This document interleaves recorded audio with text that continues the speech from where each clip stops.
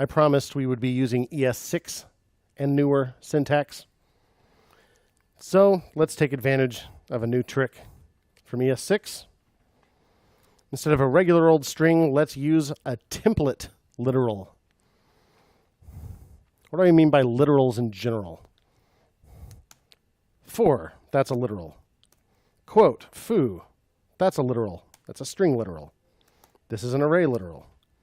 This is an object literal. Const num equals for. Num is a variable, right? The bare value for is a literal.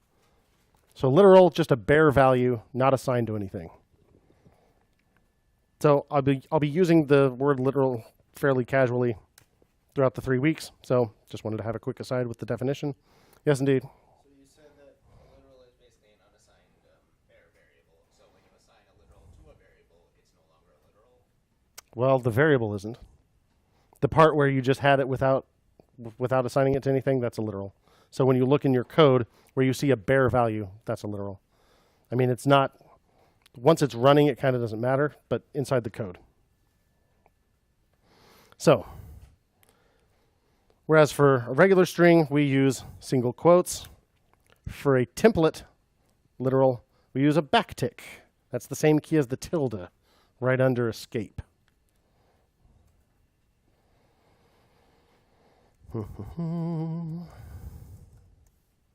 What's the big deal? Well, here's one big deal.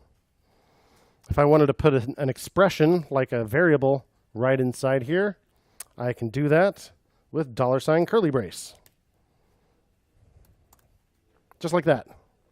And it will evaluate the expression that's in here and put it right in the middle of that string.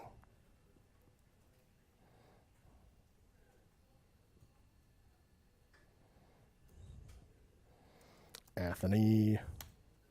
Hey, it works.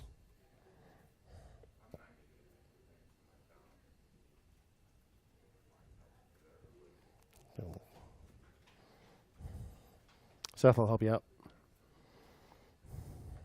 So, may not seem like such a big help with a string this small, but we'll soon be dealing with a string where it would have been a nightmare. Because another nice thing about this, you can put line breaks right in the middle of the string. With single quoted or double quoted strings, you cannot do that without. See, I'm getting all kinds of errors.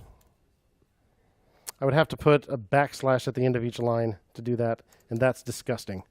Makes copying and pasting hard, and it just looks awful.